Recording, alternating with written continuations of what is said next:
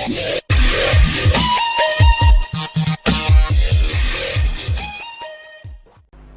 Guys to my YouTube channel pharmacology tips and tricks.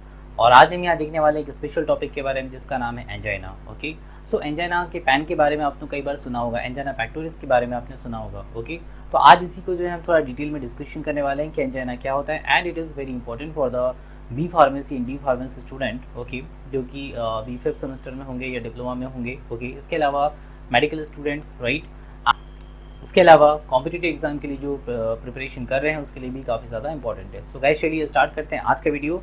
And I request you before starting the video, जो भी person यहाँ पे नए हैं please subscribe my channel and hit the bell notification, ताकि जो भी वीडियोज़ हैं आपको सही टाइम पे मिलते रहेंगे। ओके गाइस, तो चलिए स्टार्ट करते हैं आज का वीडियो। एंजाइना, राइट, कि एंजाइना होता क्या है। ओके, आपने एक टर्म सुना होगा एंजियोग्राफी, राइट, या इसके बाद सुना होगा एंजियोप्लास्टी। तो यहाँ पे होता क्या है, एंजियोग्राफी हो या एंजियोप्लास्टी हो, राइट, यदि हम इसके टर्म्स की बात करें तो एंजियोग्राफी में और एंजियोप्लास्टी में एक ही चीज़ कॉमन होती है, that is the blood vessels. Okay, कहीं ना कहीं हम क्या कर रहे होते हैं, जो ब्लड वेसल्स होती है तो ब्लड वेसल्स को ठीक कर रहे होते हैं। ओके, क्योंकि वो जो ब्लड वेसल्स है उसके अंदर क्या हुआ है, प्लेग जमा हो चुका है, राइट। तो उस प्लेग को हमको या तो हटाना है, राइट, स्टेंट डाल के, या फिर एक बाईपास करके हमको एक वैन डालनी है, राइट। तो कहने का मतलब ये है कि हम ब्लड वेसल्स की सर्जरी कर रहे हैं, इसलिए जो वर्ड है एंजियो, ओके, जैसे कि आपको यहाँ पे वीडियोस में दिख रहा है कि हम ब्लड वेसल्स के रिगार्डिंग की हम यहाँ बात कर रहे हैं। ओके, तो वेसल्स की सर्जरी हम कर रहे हैं, राइट। लाइक आपको दिख रहा है ये दो स्पॉट में, उसको हम यहाँ पे हटाने वाले हैं, या फिर ब्लड जो कैपिलरीज है उसको ही हम अलग करने वाले हैं। ओके, सो जो एंजाइना होता है, तो एंजाइना में यहाँ क्या हो रहा है कि लाइक जो ब्लड वेसल्स है, तो ब्लड वेसल्स में ब्लैक के जमा होने से, कोलेस्ट्रॉल का डिपोजिशन होने की वजह से यहाँ पे क्या हो रहा है, पेन सेंसेशन हो रहा है। ओके, जो पेन रिसेप्टर है इसको रिसीव कर रहे हैं और आपकी अपर बॉडी में एंड लेफ्ट साइड आर्म्स के अंदर जो है इसको फ्लो कर रहे हैं। ओके, तो इसको ही हम कहते हैं एंजाइना। तो एंजाइना को हम कॉमन वर्ड में कहते हैं it is a chest pain, right. So angina, जैसे मैंने आपसे डिस्कस किया कि it is a chest pain, right, chest में जो पेन होता है that is called the angina, right. अभी क्यों हो रहा है, ओके, इसका भी कोई रीज़न होगा। नॉर्मल चेस्ट पेन जो होता है और जो एंजाइना का चेस्ट पेन होता है, दोनों में डिफरेंस क्या है। ओके, नॉर्मल चेस्ट पेन जो होता है इसमें इसकी जो फ्रिक्वेंसी होती है बस ये केवल यहाँ पे हार्ट वाले मतलब चेस्ट वाले रीजन पे ही होती है। बट यदि हम एंजाइना का पेन की बात करें तो एंजाइना का पेन जो है ये फैलता है। ओके, कहाँ फैलता है, ये जॉज में फैलता है, ऊपर नेक में फैलता है, आर्म्स में फैलता है, चेस्ट में फैलता है, राइट। तो इससे आप समझ पाओगे कि ये जो पेन है वो किसका है, आपका एंजाइना का पेन है। ओके, अब होता क्यों है, ये होता है deprivation of the oxygen, right, oxygen का डेप्रिवेशन होना। ऑक्सीजन का डेप्रिवेशन क्यों होता है, सपोज करिए कि आपने जो एक पाइप लिया हुआ है, राइट, पाइप के अंदर पानी का फ्लो हो रहा है, तो यहाँ कोई रुकावट तो है नहीं, इजीली फ्लो हो रहा है। ओके, किसी कोई दिक्कत नहीं है। बट यदि पाइप के अंदर किसी प्रकार से कोई ऑब्स्ट्रक्शन आ जाता है जिसकी वजह से पानी का जो फ्लो है वो वहाँ से धीरे हो जाता है, राइट, और धीरे धीरे और कम होता जाता है जैसे ऑब्स्ट्रक्शन बढ़ता जाएगा, राइट। तो इससे क्या होने वाला है, जैसे सिंपल से एक ही चीज़ होगी कि जो आप पानी यहाँ से छोड़ रहे हो वो पानी प्रॉपर वहाँ तक जा ही नहीं रहा है। और सपोज करिए उस पानी के अंदर कुछ न्यूट्रिएंट्स है, उस पानी के अंदर ऑक्सीजन है, तो आगे वाले जो भी स्पीसीज है उसको तो मिलेगा नहीं, राइट। तो हार्ट के अंदर भी ऐसा ही है। हार्ट के अंदर जो कोरोनरी आर्टरीज है, तो कोरोनरी आर्टरी में ड्यू टू प्लेग डिपोजिशन, या हो सकता है कि वो जो वेसल्स है वो कॉन्स्ट्रिक्ट हो गई हो जिसकी वजह से ब्लड की सप्लाई प्रॉपर नहीं हो रही है। अब यदि ब्लड नहीं जाएगा तो हार्ट की मसल्स को फूड कौन देगा, राइट। तो हार्ट की मसल्स को भी ऑक्सीजन चाहिए, तो ये ऑक्सीजन प्रॉपरली वहाँ पे सर्कुलेट नहीं हो पाती है। इस वजह से हम कहते हैं कि there is a deprivation of the oxygen, और इसकी वजह से यहाँ पे क्या हो रहा है, एंजाइना का पेन हो रहा है। ओके गाइज, एरियाज मैं ऑलरेडी आपसे डिस्कस कर चुका हूँ। जो आपको यहाँ पे हाईलाइटेड पोर्शन दिख रहा है, जो राउंड शेप में आपको घूमता हुआ दिख रहा है, ये इसके इंपॉर्टेंट पार्ट्स हैं, इसके इंपॉर्टेंट सेक्शंस है जहाँ पे की पेन सेंसेशन प्रोड्यूस होता है। ओके, और इसमें जो पेन होता है ना, वो बिल्कुल ऐसा लगता है कि बिल्कुल किसी ने चेस्ट को बिल्कुल प्रेस कर दिया है, बहुत ज़्यादा हैवीनेस फील होती है इसके पेन में। ओके, तो ये कुछ सिम्टम्स हैं एंजाइना से रिलेटेड। ओके, तो गाइस चलिए बात करते हैं कि जो एंजाइना होता है, ओके, तो मैंने एक रीज़न आपको बताया था कि इसके अंदर प्लेग का डिपोजिशन होना। ओके, एक और दूसरा रीज़न होता है। ओके, तो यहाँ देखते हैं वो दूसरा रीज़न क्या है, राइट। तो पहला रीज़न हो गया प्लेग का डिपोजिशन और दूसरा रीज़न हो गया वेसोस्पाज्म का होना, राइट। अब यहाँ पे एक नया टर्म आया, वेसोस्पाज्म। वेसो का मतलब होता है वेसल्स, स्पाज्म का मतलब होता है कॉन्ट्रैक्शन होना। तो यहाँ पे क्या हुआ, जो वेसल्स है, ब्लड वेसल्स, उसके अंदर कॉन्स्ट्रिक्शन हो गया, एंड कॉन्स्ट्रिक्शन होने की वजह से फिर रुकावट हो गई, फिर ऑब्स्ट्रक्शन आ गया। अब जो ब्लड है वो फिर से फ्लो नहीं हो पा रहा है। ओके, तो कंडीशन तो दोनों में ही सेम रही, दोनों में ही टिश्यू तक ऑक्सीजन या सेल तक ऑक्सीजन नहीं पहुंच पा रही है। ओके, इसकी वजह से यहाँ जो पैन सेंसेशन हो रहा है that is called the angina. Okay, तो अब देखते हैं कि जो एंजाइना होता है वो कितने टाइप का होता है। तो पहली चीज है आपका stable angina, right. Stable angina क्या होता है? स्टेबल एंजाइना का मतलब है कि यहाँ पे कुछ चीज है जो स्टेबल है। अब यहाँ स्टेबल क्या होगी? ओके, इसको आप पॉइंट बाय पॉइंट समझते जाइए। ओके, वर्ड्स के अकॉर्डिंग इसको मैं यहाँ पे आपको एक्सप्लेन करूंगा। ओके, तो आपको याद करने की या रटने की जरूरत नहीं पड़ेगी, राइट। स्टेबल, स्टेबल का मतलब होता है कहीं ना कहीं इसमें जो ऑब्स्ट्रक्शन है ना वो स्टेबल है, राइट। कोरोनरी आर्टरी के अंदर जो प्लेग जमा हुआ है, जो डिपोजिशन है कोलेस्ट्रॉल का, वो डिपोजिशन एक जगह पे है और स्टेगनेंट है, राइट, वो स्टेबल है, राइट। तो यहाँ पे इस टाइप का जो एंजाइना होता है वो प्रेडिक्टेबल होता है, इसको हम प्रेडिक्टेबल एंजाइना भी कहते हैं। बट कुछ फैक्टर्स ऐसे होते हैं जिसकी वजह से ये और बढ़ सकता है। ऐसे कौन से फैक्टर है जो इसको प्रोवोक करते हैं, right. First, exercise.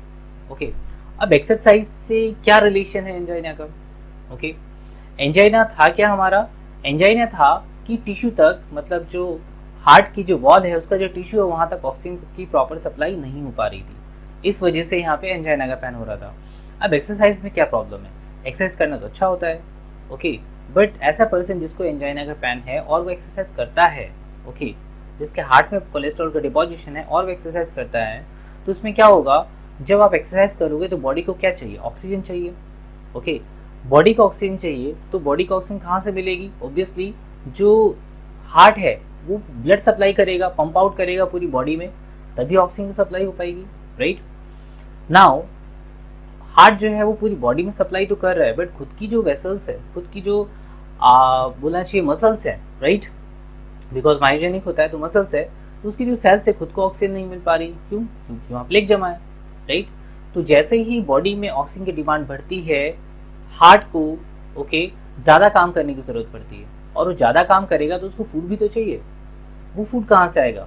Food material वो ऑक्सीजन है, और ऑक्सीजन जो है आ नहीं रही है पहले से, ओके, क्योंकि यहाँ प्लेग जमा हुआ है, राइट, ऑब्स्ट्रक्शन है, तो डेफिनेटली यहाँ पे एंजाइना का पैन स्टार्ट होगा। ओके, तो एक्सरसाइज के थ्रू इस तरह से ये फैक्टर रिलेटेड है एंजाइना से, राइट। सेकेंड है इमोशनल। अब इमोशनल में क्या है?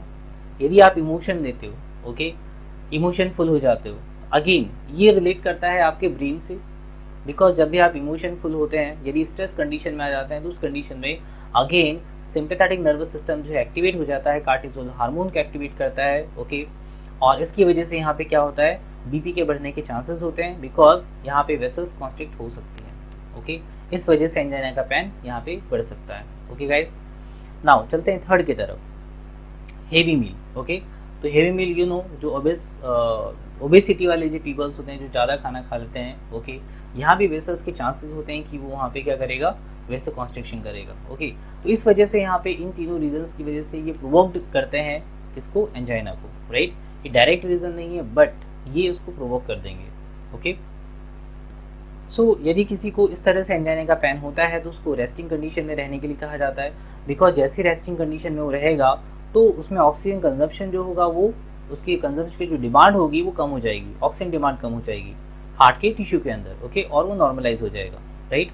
या सेकेंड थिंग इज दैट कि यहाँ पे आप ड्रग्स दे सकते हो, तो ड्रग भी यहाँ वर्क करेगी।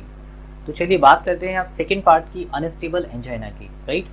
अनस्टेबल एंजाइना मतलब यहाँ पे कुछ भी स्टेबल नहीं है, राइट। स्टेबल नहीं है मतलब ये अनप्रेडिक्टेबल है, कभी भी हो सकता है, ओके।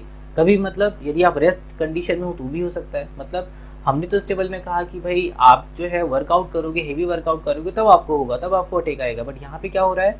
आप तो हेवी वर्कआउट भी नहीं कर रहे हो, उसके बाद भी यहाँ पे हो रहा है। Why? Because it totally depends on the vasospasm, right. ये डिपेंड करता है वेसोस्पाज्म के ऊपर। वेसल जो है वो स्पाज्म हो गई, कॉन्ट्रैक्ट हो गई, अब क्या कर लोगे आप? ओके, एक तो प्लेग जमा है, दूसरा वेसोस्पाज्म और हो गया, तो आप प्रेडिक्ट नहीं कर सकते हैं। That's why it is called the unpredictable. Even at the rest में भी ये हो सकता है, एंड यदि होता है इस टाइम तो दवाइयाँ भी काम नहीं करती। ओके गाइज, इसमें जो रिस्क फैक्टर आते हैं वो है आपका लाइक कोलेस्ट्रॉल का ज़्यादा हो जाना, या डायबिटीज़ का हो जाना, या फैमिली में कुछ हिस्ट्री है इस टाइप से रिलेटेड तो हो सकता है। ओके, हाई बीपी हमेशा ही प्रॉब्लमेटिक रहता है ना, ओबेसिटी, ओके, ये सभी कुछ फैक्टर्स हैं जो कि अनस्टेबल एंजाइना को और प्रोवोक कर सकते हैं। ओके गाइज, तो this is the difference between stable angina and unstable angina. Okay, so let's move toward the next type of the angina. So next type of angina, that is the vasospastic angina. Right, या प्रिंजिमेटल angina इसको हम कहते हैं। Okay, तो ये बिल्कुल वैसा ही है, वैसे स्पाज्म इसके अंदर होने वाला है। ओके, वैसे इसके अंदर कॉन्ट्रैक्शन होने वाला है और ब्लड की सप्लाई यहाँ पे ऑब्स्ट्रक्ट हो जाएगी या कम हो जाएगी, जिसकी वजह से ऑक्सीजन का डिमांड जो है टिश्यू के लेवल पे बढ़ने वाला है। ओके गाइज, तो इसको जो है आप मेडिसिन के थ्रू आप इसको ट्रीट कर सकते हैं। ओके, नेक्स्ट है microvascular angina. Right, microvascular angina, right, micro तो है बिल्कुल छोटा। ओके, वास्कुलर मतलब वेसल्स, एंजाइना मतलब पैन होना। ओके, अभी पैन क्यों हो रहा है? क्योंकि माइक्रोवास्कुलर, ओके, माइक्रोवास्कुलर का मतलब होता है कि लाइक जो छोटी छोटी वेसल्स होती हैं, ब्लड वेसल्स, राइट, या छोटी छोटी कोरोनरी आर्टरी की जो कैपिलरीज होती हैं। ओके, यदि इसमें किसी तरह से ऑब्स्ट्रक्शन हो जाए या यहाँ पे ब्लड की सप्लाई कम हो जाए, राइट, तो कई बार जो है ना ये अनआइडेंटिफाई होता है, बिकॉज छोटी छोटी वेसल्स में होता है तो पता नहीं चलता, राइट। बट वही चीज़ यदि बड़ी वेसल्स में होती है, थिक वेसल्स में होती है, तो बहुत जल्दी यहाँ पे अटैक आने के चांसेस भी होते हैं, राइट। बट छोटी वेसल्स में होने की वजह से इसका जल्दी पता नहीं चल पाता, अनआइडेंटिफाइड ये रहती है, राइट। सो इस टाइप का जो एंजाइना होता है, it is more common in the women as compare to the man. So इस टाइप का जो एंजाइना होता है, it is more common in the women as compare to man. Okay,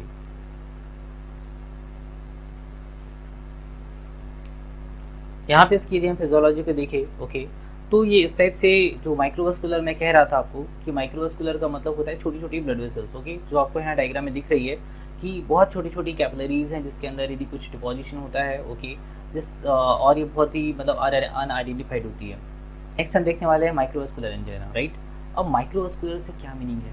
okay, microvascular का मतलब होता है छोटी छोटी वेसल्स, छोटी छोटी ब्लड वेसल्स। ओके, यदि इसमें किस तरह से ऑब्स्ट्रक्शन यदि होता है, ओके, जिसकी वजह से आगे जाके ये एंजाइना के पैन में कन्वर्ट हो सकता है। बट ये कहीं ना कहीं छोटी वेसल्स की हम बात करें तो बहुत बार जो है अनआइडेंटिफाइड ही रह जाता है। ओके, और इस टाइप का जो एंजाइना होता है ये नॉर्मली देखा गया है कि विमेंस में ज़्यादा होता है as compare to man. Okay, आपको डायग्रामेटिकली यहाँ शो हो रहा होगा कि मैं कैपिलरी की जिसकी बात कर रहा हूँ। ओके, आपको यहाँ बड़ा करके दिखाया हुआ है इसमें कि ये जो कैपिलरीज है ना, इसी में यदि प्रॉब्लम होती है, that's why it is called the microvascular.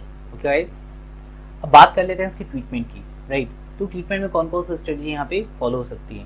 तो गाइस, ट्रीटमेंट के लिए यहाँ 3 तरह की स्ट्रेटजी हम फॉलो कर सकते हैं। Right, first one is the medication, second one is surgery and third one is a life style. Okay, क्योंकि जो पर्सन बीपी का पेशेंट होता है उसको तीनों सलाह दी जाती है। ओके, वो एक्सरसाइज भी करता है, वो मेडिकेशन भी लेता है, और हो सकता है कि उसको सर्जिकल प्रोसेस के थ्रू भी गुजरना पड़ा हो। राइट, तो बात करते हैं मेडिकेशन की। मेडिकेशन में सबसे प्रोटोटाइप जो ड्रग होती है वो होती है आपकी नाइट्रेट्स। ओके, बिकॉज इसके अंदर आती है ग्लिसरॉल ट्राइनाइट्रेट, या जिसको हम कहते हैं नाइट्रोग्लिसरीन, जिसको कि हम टंग के नीचे जो है आप देते हैं। ओके, इसका डोजेस फॉर्म, और ये जल्दी एब्जॉर्ब होकर अपना काम शुरू कर देती है। राइट, इसी इसमें जो है दूसरे बात करें हम तो beta blocker, calcium channel blocker and potassium channel opener. Okay, so these are the category which can be given in the as anti-anginal drugs. Right, अब बात करते हैं कि सर्जरी की। ओके, तो अब सर्जरी मतलब बहुत ज़्यादा हो गया कि अब सर्जरी करना ही पड़ेगा, तो कौन सी करेंगे? राइट, तो उसमें 2 तरह की, angioplasty and angiography. Right, angioplasty like जो आर्टरी होती है, कोरोनरी आर्टरी, तो उसके अंदर हम क्या करते हैं कि स्टेंट लगा देते हैं। ओके, जिसकी वजह से जो फ्लो होता है वो नॉर्मली अच्छा हो जाता है। ओके, और वहाँ से फिर से स्पाज्म नहीं होता। ओके, उसका नर्व नहीं होता। सेकेंड, यदि हम बात करें बाईपास सर्जरी की, तो बाईपास का मतलब ही है बाईपास करना। ओके, जैसे होता है ना बाईपास रूट, मेन सिटी को छोड़ दिया बाईपास से निकल गए, वैसे यहाँ पर होता है। तो बाईपास सर्जरी में यहाँ पे जो वेसल जिसके अंदर क्लॉटिंग होती है, उस क्लॉटिंग वाली वेसल्स को वहाँ से कट करके उसको ब्लॉक कर दिया जाता है, एंड दूसरी जो वैन होती है उसको वहाँ से ग्राफ्ट करते हैं, एक साइड बाई साइड रास्ता बनाते हैं, इसको हम कहते हैं बाईपास सर्जरी। तीसरा है डेली लाइफ। अब डेली लाइफ में क्या चेंजेस होने चाहिए? ओके, सबसे पहली तो बात है कि आज की जो लाइफ स्टाइल है स्ट्रेसफुल है, तो पहली चीज़ है कि आपको स्ट्रेस नहीं लेना है।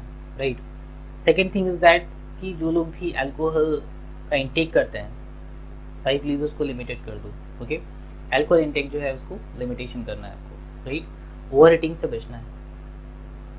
ओके, ओवर ईटिंग से आपको बचना है, एंड रेगुलर लाइट एक्सरसाइज आपको करनी है। ओके, तो ये कुछ लाइफ स्टाइल में चेंजेस करके आप अपने जो एंजाइना है या फिर हाई बीपी का जो इशू है, प्रॉब्लम है, उसको आप कंट्रोल कर सकते हैं। ओके गाइस, तो guys thank you very much for watching this video. Hope so कि आपको काफ़ी कुछ समझ में आया हो, एंड के समझ में नहीं भी आया हो, ओके, तो please comment me in the comment box. Okay, so guys चलिए मिलते हैं नेक्स्ट वीडियो में, तब तक के लिए thank you and bye bye.